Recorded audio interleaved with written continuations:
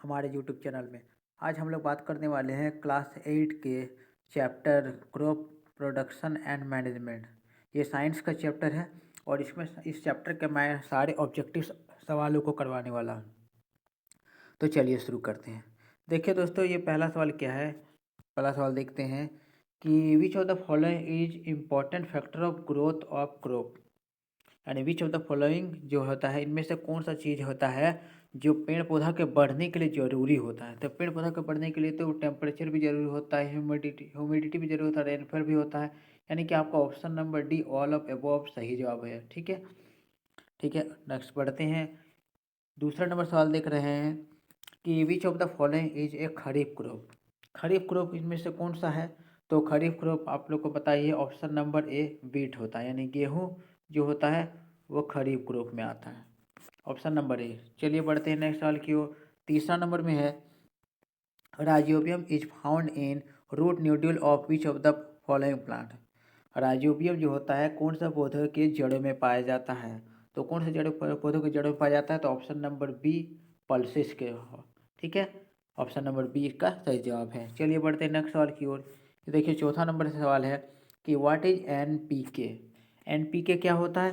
तो NPK actual एक fertiliser होता है। ऑप्शन नंबर ए आपका सही जवाब है। ठीक है, चलिए बढ़ते हैं नेक्स्ट सवाल की ओर। पाँचवा नंबर देखते हैं।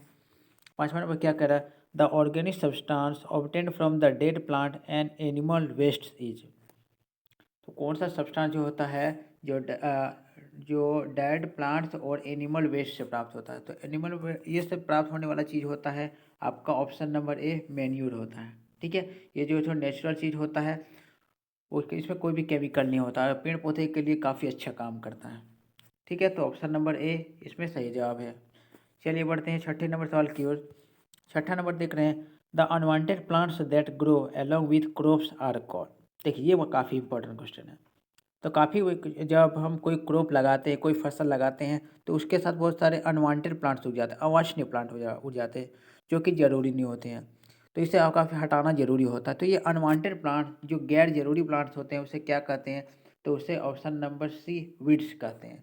ठीक है, ऑप्शन नंबर सी। चलिए बढ़ते हैं नेक्स्ट सवाल की ओर। सातवां नंबर देखते हैं, विच of the following is an example of rabi crop.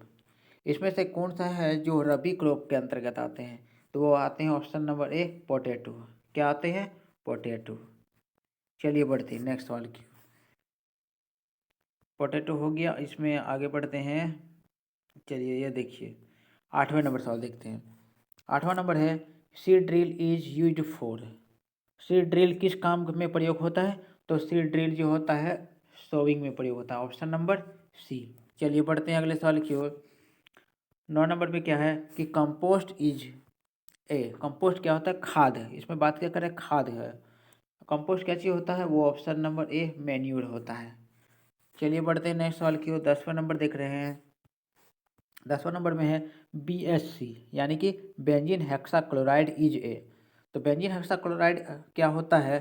तो एक तरीका से पेस्टिसाइड्स होता है, ऑप्शन नंबर डी पेस्ट्स होते हैं जो पेस्ट को मारने में काम आते हैं। जो पौधा होता है इसमें कीड़ा मकोड़ा लग जाता है उसे पेस्ट कहते हैं, और उसे मारने में जो दवा यूज होता है वो होता है BSC। तो इसका ऑप्शन नंबर डी सही जवाब हो जाएगा। चलिए बढ़ते हैं अगले सवाल की ओर। 11 नंबर में है, pesticides are use to destroy. Pesticide क्या डिस्ट्रॉय करने के लिए यूज होता है। तो वो पेस्ट को डिस्ट्रॉय करने के लिए यूज होता है, पेस्ट को, ऑप्शन नंबर ए। चलिए बढ़ते हैं अगले सवाल की ओर। अगला सवाल है, अगला देखिए आगे क्या कह रहा है। आगे वाला नेक्स्ट आ जाते हैं, ये देखते हैं 12 नंबर में। 12 नंबर में है, which of the following is a pesticides. इसमें से कौन सा केमिकल है जो पेस्टिसाइड्स है।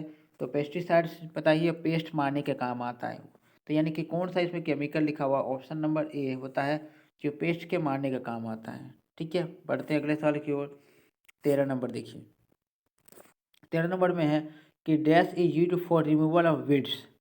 वीड्स को हटाने के लिए किसका यूज किया जाता है। इसमें से कौन सा इंस्ट्रूमेंट जो लिखा हुआ है जो वीड्स को हटाने में काम आता है। तो वो आता है काम में, ऑप्शन नंबर बी खुरपी में, खुरपी का यूज होता है। 14 नंबर देखिए क्या है, the chemical substance rich in nutrients are called. देखिए पहली बात तो ये केमिकल सब्सटेंस होते हैं। तो केमिकल सब्सटेंस जो कि बहुत सारे केमिकल से बना होते हैं और ये इसमें बहुत सारे न्यूट्रिएंट्स होता है। तो केमिकल सब्सटेंस में देखा जाए तो ऑप्शन नंबर बी फर्टिलाइजर आपका सही जवाब है। चलिए बढ़ते हैं नेक्स्ट सवाल की ओर। 15 नंबर में है विच इज हार्वेस्ट फेस्टिवल। तो इसमें से हार्वेस्ट फेस्टिवल कौन सा है? तो पोंगल भी होता है, होली भी होता है, बैसाखी भी होता है, यानी आपका ऑप्शन नंबर डी आपका सही जवाब है। ठीक है, बढ़ते हैं नेक्स्ट सवाल की ओर। 16 नंबर में है which of the following are agricultural instruments. Agricultural instruments में क्या क्या आते हैं? तो देखिए, एक तो सीड ड्रिल्स तो एग्रीकल्चर इंस्ट्रूमेंट में आता ही है, सिलोस भी आता है, एग्रीकल्चर के काम में यूज होता है, हेरोस भी होता है, यानी आपका ऑप्शन नंबर डी सही जवाब हो जाएगा। ठीक है, बढ़ते हैं नेक्स्ट सवाल की ओर। 17 नंबर में है which is not provided by fertiliser to soil. तो देखिए, फर्टिलाइजर जो होता है, फर्टिलाइजर में बहुत सारे केमिकल्स होते हैं, वो केमिकल्स हम लोग मिट्टी में डालते हैं ताकि उससे जो सारे न्यूट्रिएंट्स होता है मिट्टी में मिल जाए। तो यानी कि फर्टिलाइजर से न्यूट्रिएंट्स मिट्टी में जाते हैं। तो लेकिन ये उसमें से कौन सा केमिकल्स होते हैं जो नहीं जाते हैं मिट्टी में? तो वो होता है ऑप्शन नंबर बी ह्यूमस। क्या होता है दोस्तों? वो होता है ह्यूमस। चलिए आगे आते हैं 18 नंबर में। 18 नंबर में विच of the following is modern irrigation method. Irrigation method यानी कि सिंचाई का तकनीक, इसमें से कौन सा तकनीक होता है मॉडर्न इरिगेशन मेथड है? Which of the following is modern irrigation method. तो ये है मोट, भी है मोट नहीं, मॉडर्न में बोला जाती है तो ओल्ड हो गया, ये ओल्ड समय से जो होता है ये ड्रिप सिस्टम है, ड्रिप सिस्टम, ये मॉडर्न में इरिगेशन मेथड है, यानी ऑप्शन नंबर डी आपका सही जवाब है। चलिए बढ़ते हैं 19 नंबर में। विच of the following is not a plantation crop. Plantation crop इसमें से कौन सा नहीं होता है? तो कौन सा नहीं होता? वेट नहीं होता है, वेट यानी कि गेहूँ नहीं होता है। ठीक है, बढ़ते हैं अगले सवाल की ओर। 20वां नंबर देख रहे हैं कि the hose is use for which purpose.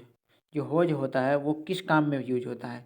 तो वो होता है loosening of the soil. Option number C आपका सही जवाब है। क्या दोस्तों? Option number C. ठीक है, बढ़ते हैं अगले सवाल की ओर। 21 नंबर में क्या है? 21 नंबर में है sowing seed. Sowing seeds manually known as.